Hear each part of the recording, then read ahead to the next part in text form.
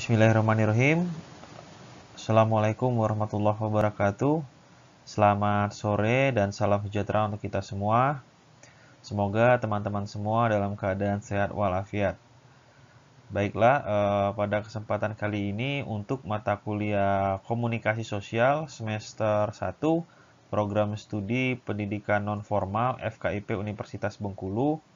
Kali ini kita akan coba mengkaji tentang proses komunikasi dalam masyarakat. Silahkan disimak.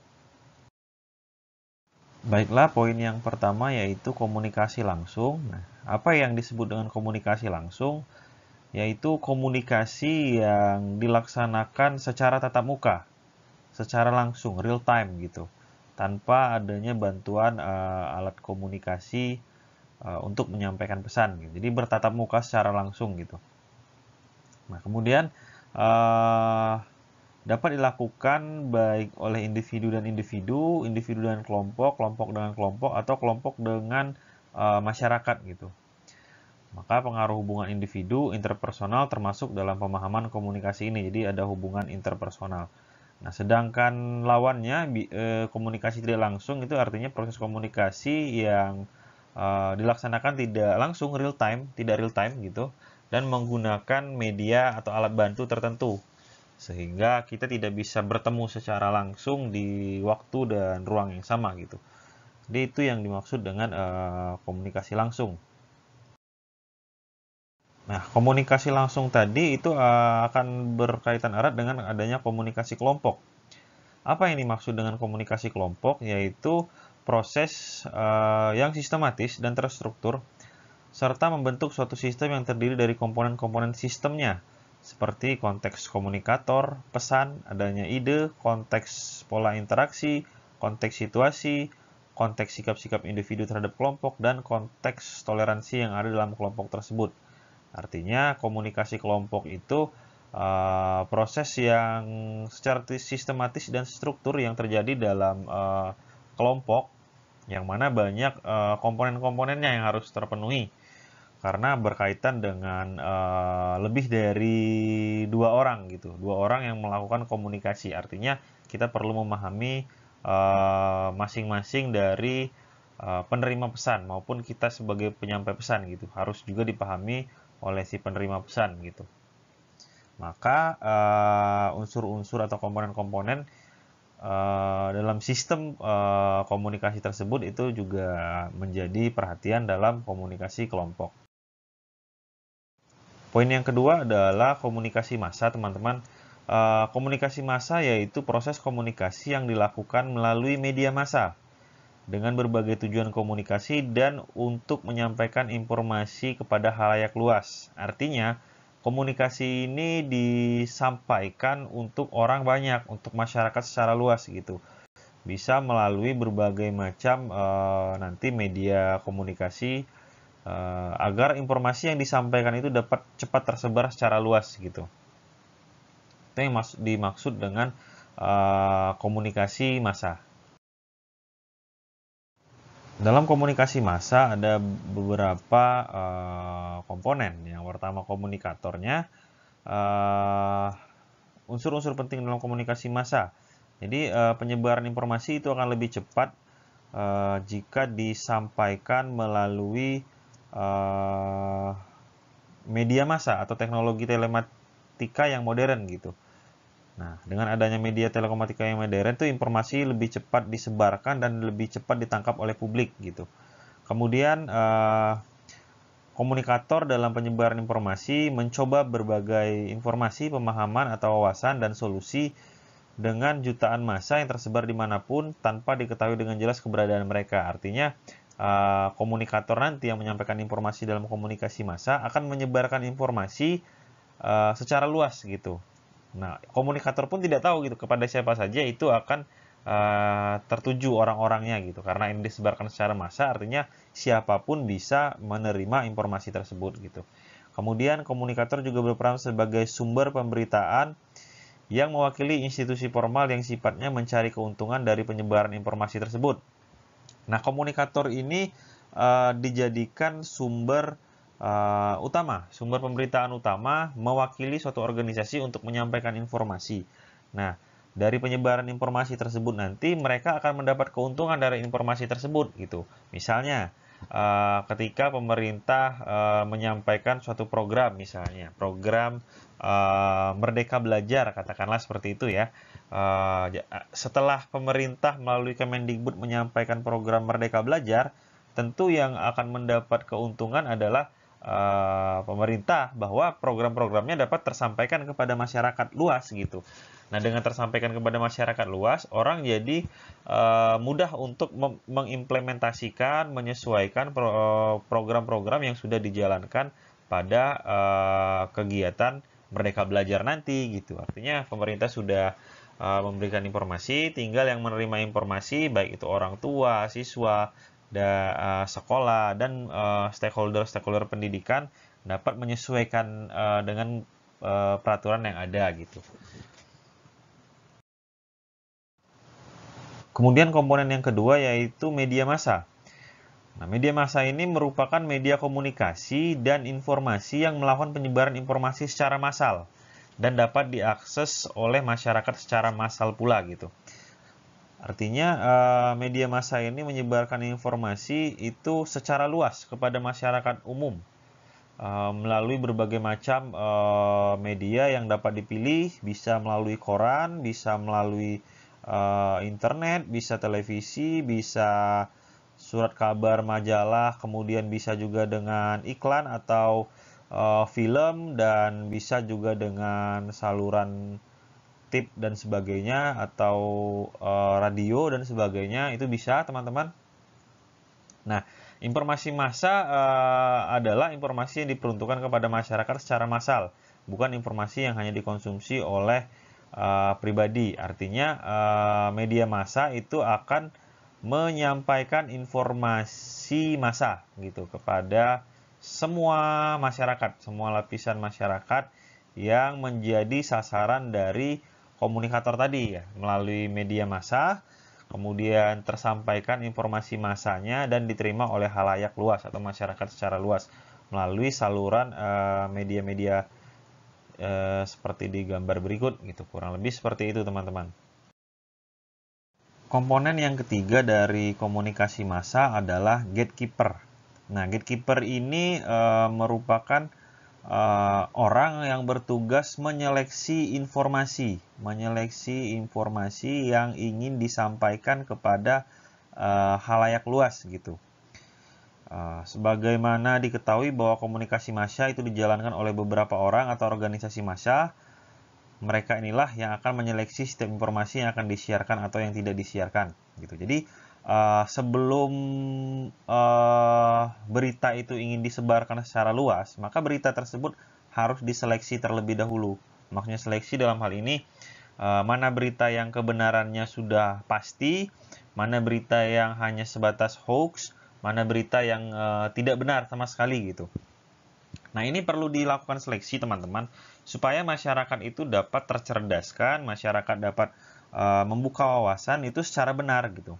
Karena seperti kita ketahui bahwa masyarakat itu latar belakang pendidikannya juga bervariasi, kemudian kemampuan menyerap informasi, kemampuan menangkap informasi, dan membandingkan informasi juga beragam gitu. Sehingga bagi media massa yang kredibel, yang memang terpercaya, maka mereka akan menyeleksi informasi terlebih dahulu gitu. Contohnya seperti ini. Ketika ada TV nasional, mereka ingin menayangkan berita, dunia dalam berita misalnya, artinya mereka harus menyeleksi terlebih dahulu informasi-informasi yang didapat dari para wartawan, dari jurnalis dan sebagainya, sehingga informasi tersebut ketika memang sudah final atau memang real time kejadian saat itu, maka mereka baru bisa menyampaikan informasi gitu, bisa live report dan sebagainya. Artinya gatekeeper inilah yang berfungsi menyeleksi informasi gitu. Nah, kalau anggap saja N ini adalah orang yang ingin informasi yang disampaikan gitu, yang disampaikan. Nah, gatekeeper inilah yang menyeleksi gitu. Katakanlah di sini ada 4 4 ya, 4 informasi.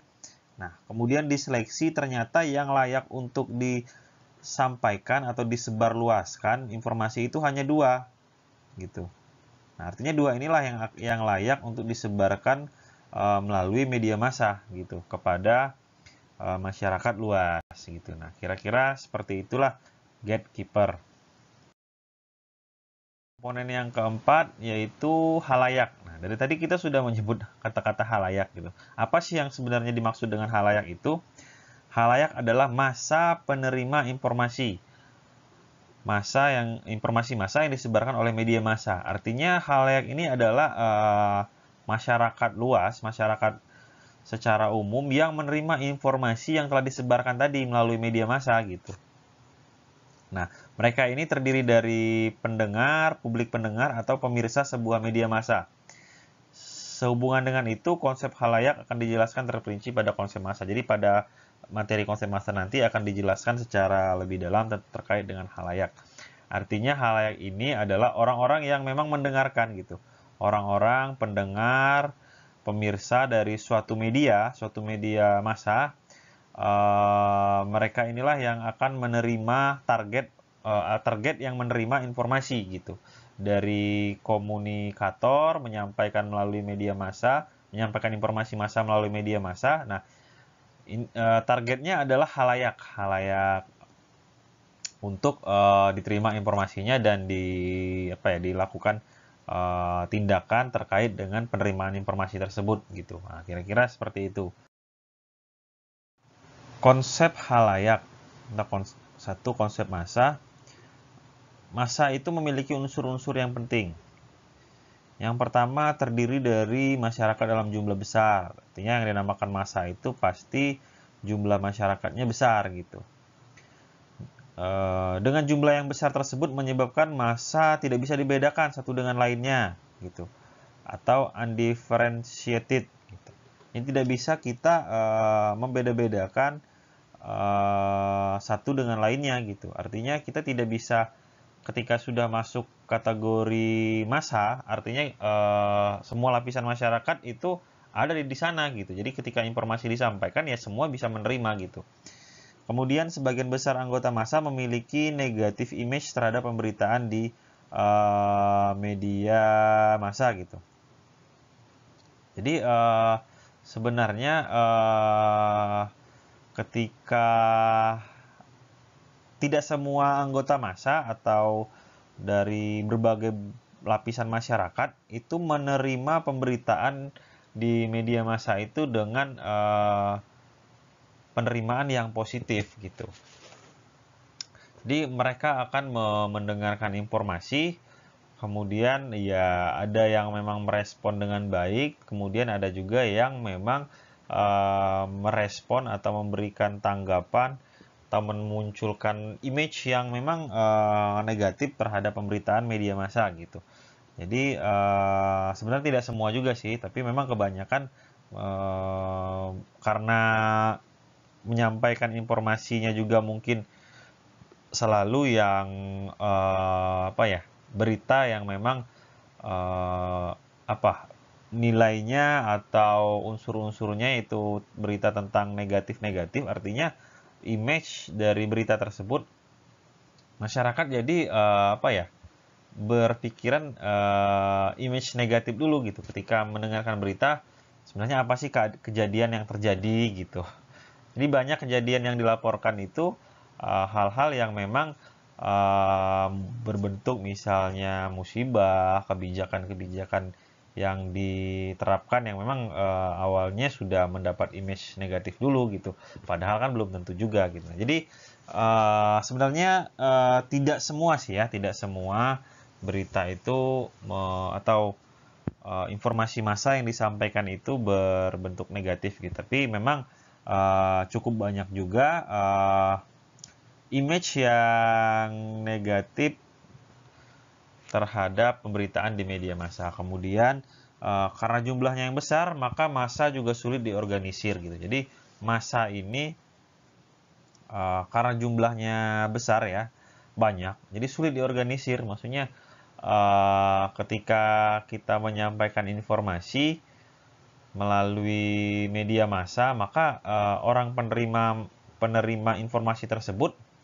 itu ya ada yang memang melakukan tindakan sesuai dengan apa yang dianjurkan, namun ada juga yang cuek, kemudian ada yang acuh, ada yang menentang dan sebagainya. Itu sulit diorganisir gitu, sulit dikelompok-kelompokkan. Kemudian ada yang penerapannya cepat, ada yang penerapannya lambat, penerapan dari informasi tersebut. Jadi karena memang terdiri dari berbagai macam lapisan masyarakat, terdiri dari berbagai macam kebudayaan yang berbeda, latar belakang pendidikan dan sebagainya gitu. Banyak unsur yang menyebabkan bahwa massa itu jadi sukar untuk diorganisir. Kemudian massa merupakan refleksi dari kehidupan sosial secara luas. Jadi memang massa itu merefleksikan kehidupan sosial gitu. Jadi ketika daerah pedesaan itu seperti apa, kemudian daerah perkotaan, daerah pinggiran kota itu akan memberikan gambaran terhadap implementasi berita atau implementasi informasi di masyarakat gitu. Nah, misalnya ketika pemerintah menyampaikan program Merdeka Belajar, maka penerimaan pada masyarakat perkotaan, penerimaan pada masyarakat pedesaan terhadap informasi tersebut juga akan berbeda-beda gitu.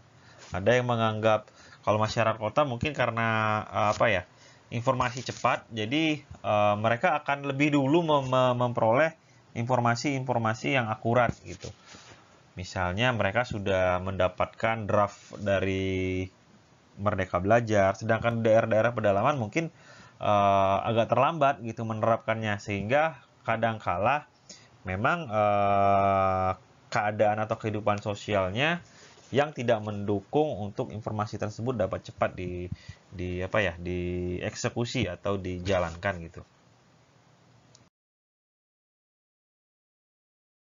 Proses komunikasi massa. Nah, proses komunikasi massa itu terlihat dari prosesnya yang dalam bentuk yang pertama yaitu melakukan distribusi dan penerimaan informasi dalam skala besar. Karena ini komunikasi massa, maka akan melibatkan penerima informasi itu yang skalanya besar gitu. Ini masyarakat luas. Kemudian proses komunikasi massa juga dilakukan melalui satu arah, yaitu komunikator dan komunikan. Jadi komunikasi massa itu ya hanya komunikator saja yang menyampaikan informasi. Nah, sedangkan masyarakat luas itu tidak bisa memberi feedback secara langsung gitu. Artinya ya hanya menyampaikan informasi secara satu arah. Kemudian proses komunikasi massa itu berlangsung secara asimetris atau tidak seimbang di antara komunikator dan komunikan, menyebabkan komunikasi di antara mereka datar dan bersifat sementara. Artinya ya ini kaitannya dengan yang ke nomor 2 tadi, bahwa karena tidak ada feedback, masyarakat luas tidak bisa memberikan feedback terhadap yang memberikan informasi, maka biasanya informasi itu berlangsung datar gitu. Ya satu orang aja, komunikator aja yang menyampaikan informasi gitu. Nah, sifatnya bisa bersifat sementara gitu. Bisa saja kemudian dilakukan penjelasan lebih lanjut, atau ada penjelasan-penjelasan di dalam berbentuk kebijakan yang disosialisasikan yang memang tidak disampaikan secara langsung oleh komunikator misalnya gitu. Kemudian bisa saja kebijakan tersebut tidak berlangsung secara lama, atau informasi yang disampaikan itu tidak berlangsung secara selamanya. Akan ada revisi dan akan ada perbaikan, misalnya seperti itu. Kemudian proses komunikasi massa juga berlangsung impersonal atau non pribadi. Jadi yang namanya komunikasi massa itu pasti bukan atas nama pribadi gitu. Namanya komunikasi massa yang ditujukan kepada orang banyak. Jadi tidak bisa kita mengatasnamakan pribadi. Biasanya menyangkut informasi yang perlu diketahui oleh orang banyak gitu. Dan kita nggak tahu siapa-siapa saja yang akan menerima. Jadi komunikasi massa itu tidak menunjukkan bahwa berita ini itu untuk orang ini misalnya. Itu tidak ada gitu. Jadi seluruh masyarakat itu bisa menerima, bisa mengakses, bisa mendengarkan informasi massa yang disampaikan gitu. Kemudian proses komunikasi massa juga berlangsung berdasarkan hubungan-hubungan kebutuhan atau market di masyarakat. Jadi sebenarnya komunikasi massa disampaikan ya untuk memberikan informasi kepada masyarakat, kepada halayak terkait dengan kebutuhan mereka sendiri gitu, kebutuhan-kebutuhan mereka gitu. Yang hubungannya memang untuk masyarakat bisa akses gitu, masyarakat bisa menerima, masyarakat bisa menjalankan, masyarakat bisa membeli atau mengkonsumsi kalau misalnya kok informasinya itu terkait dengan konsumsi ya. Nah, kira-kira seperti itu teman-teman terkait dengan proses komunikasi massa. Kemudian yang ketiga ada audiensi massa. Nah, kalau audiensi massa ini biasanya lebih mengelompok terhadap apa ya? Suatu pendengar setia lah ya, semacam pendengar setia atau penonton setia atau pembaca setia lah gitu. Jadi mereka mendengarkan dari salah satu saluran lah, saluran informasi gitu. Nah, audiensi massa. Jumlahnya besar, kemudian bisa pendengar radio, penonton televisi atau pembaca koran yang memang jumlahnya besar gitu. Kemudian audiensi massanya itu tersebar di mana-mana, terpencar dan tidak mengelompok pada suatu wilayah. Kemudian antara media massa dan pendengar dan pemirsanya itu tidak saling berhubungan. Nah, namun saat ini ada konsep dari audiensi massa yang mana bisa saling berinteraksi, bisa saling berinteraktif melalui komunikasi telepon gitu. Misalnya, kalau teman-teman sering mendengarkan radio, kan suka tuh di radio ada pendengarnya yang nelpon ke penyiar, kemudian bisa saling sapa gitu. Nah, itu merupakan perubahan yang terjadi bahwa media massa itu dapat berinteraksi satu sama lain gitu. Kemudian terdiri dari berbagai lapisan masyarakat yang sangat heterogen, artinya dari berbagai macam lapisan masyarakat itu bisa mengakses informasi dan yang disebut dengan audiensi massa gitu. Kemudian tidak terorganisir dan bergerak sendiri-sendiri. Jadi audiensi massa juga audiens dari suatu saluran informasi itu ya bergerak sendiri-sendiri, tidak ada yang mengorganisir dan mereka berdasarkan ya apa yang ingin mereka, saluran mana yang ingin mereka dapatkan informasi gitu. Misalnya radio, televisi atau koran ya silakan gitu. Atau kombinasi dari berbagai macam saluran itu juga bisa, teman-teman. Selanjutnya adalah budaya massa. Nah, budaya massa ini adalah secara sederhana diartikan sebagai budaya yang populer di masyarakat kebanyakan gitu. Jadi basis penggunanya adalah masyarakat kebanyakan, atau masyarakat secara luas yang dominan gitu, masyarakat yang dominan yang kebanyakan memang masyarakat tersebut sudah populer dengan budaya tertentu gitu, budaya massa. Nah, budaya massa ini dalam komunikasi massa memiliki karakter yang pertama non-tradisional, kemudian bersifat merakyat. Budaya massa juga memproduksi produk-produk massa seperti umpamanya infotainment gitu. Kemudian budaya massa sangat berhubungan dengan budaya populer sebagai bentuk budaya massa terutama diproduksi oleh media massa, diproduksi menggunakan biaya yang cukup besar, karena itu dana besar itu harus menghasilkan keuntungan dan kontinuitas budaya massa itu sendiri. Budaya massa juga diproduksi secara eksklusif menggunakan simbol-simbol kelas sosial sehingga terkesan diperuntukkan bagi masyarakat modern. Jadi budaya massa ini atau mass culture memang ditujukan bagi masyarakat yang mana budaya massa ini informasi yang disampaikan itu menyesuaikan dengan kebudayaan perkembangan yang terjadi di masyarakat gitu, yang terjadi di masyarakat secara luas gitu. Misalnya ketika orang ingin menjual suatu produk, menyampaikan suatu produk melalui media massa, maka orang akan melakukan riset terlebih dahulu. Kira-kira apa sih iklan apa atau penyampaian informasi apa yang benar-benar gampang diingat oleh masyarakat gitu. Maka yang membuat iklan harus mampu memberikan informasi yang benar-benar mudah diingat dan dekat dengan budaya-budaya yang ada di masyarakat gitu.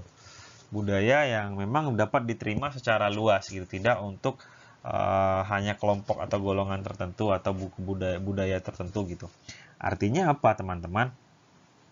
Budaya masa ini memang menyesuaikan dengan ya culture lah, menyesuaikan dengan culture yang ada di masyarakat pada umumnya gitu. Seperti apa sih masyarakat pada umumnya gitu?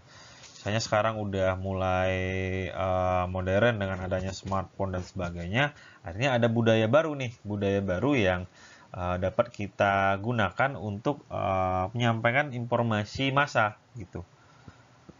Nah, kira-kira seperti itu gambaran tentang budaya massa. Selanjutnya, fungsi komunikasi massa. Yang pertama, fungsi pengawasan. Artinya, komunikasi massa dapat melakukan pengawasan terhadap bisa terhadap pemerintah, bisa terhadap kebijakan, bisa terhadap perubahan-perubahan sosial di masyarakat gitu. Jadi komunikasi massa itu bisa melakukan itu sebagai pengawasan. Kemudian juga bisa sebagai social learning. Di komunikasi massa bisa dijadikan sebagai tempat untuk penyampaian informasi dalam kaitannya dengan pembelajaran gitu. Pembelajaran yang terjadi di masyarakat gitu.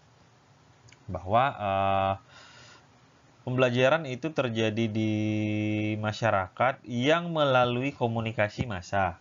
Kemudian penyampaian informasi itu sudah jelas. Kemudian transformasi budaya. Jadi komunikasi massa itu dapat menjadi transformasi budaya gitu. Artinya dengan komunikasi orang jadi tahu kebiasaan-kebiasaan baru, kebudayaan baru. Itu dapat terlihat melalui komunikasi yang dilakukan. Komunikasi massa yang dilakukan atau informasi massa yang ingin disampaikan informasinya gitu.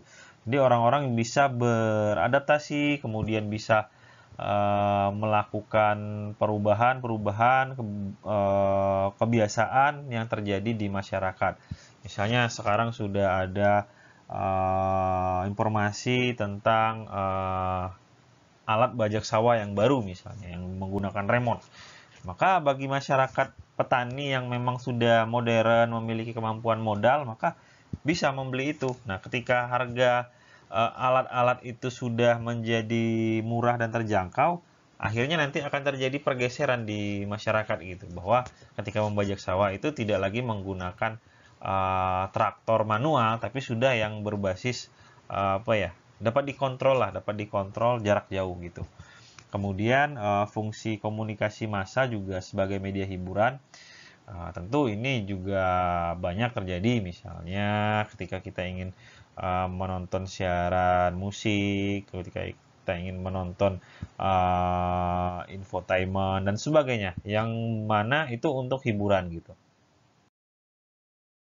Selanjutnya komunikasi massa sebagai sistem sosial. Nah, artinya sistem ini ditunjukkan dengan gagasan ide yang tersusun. Artinya komunikasi massa itu dapat sebagai penyampaian ide gitu, penyampaian ide yang memang dapat disampaikan secara sistematis dan logis. Kemudian sistem juga merujuk kepada suatu kesatuan, kelompok, sebuah himpunan dari beberapa unit yang terpisah memiliki hubungan khusus sehingga membentuk suatu keseluruhan yang utuh. Artinya sistem itu sistem sosial tadi dengan adanya komunikasi massa maka dapat menghimpun berbagai macam komponen yang sebelumnya terpisah dapat menyatu gitu.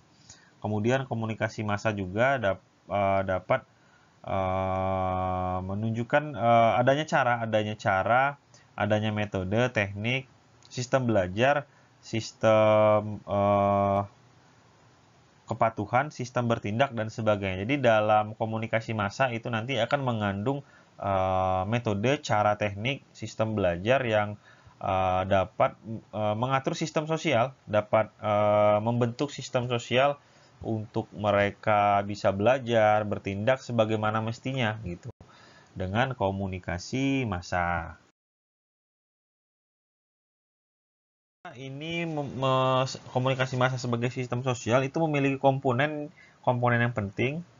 Pertama, jelas mereka harus ada narasumbernya, kemudian ada publik yang mengkonsumsi media, medianya harus ada, kemudian ada peraturan perundang-undangan. Kalau di jurnalistik itu ada kode etik jurnalistik dan sebagainya yang mana mengatur sifatnya. Kemudian ada institusi yang memberikan kontribusi terhadap kegiatan komunikasi massa.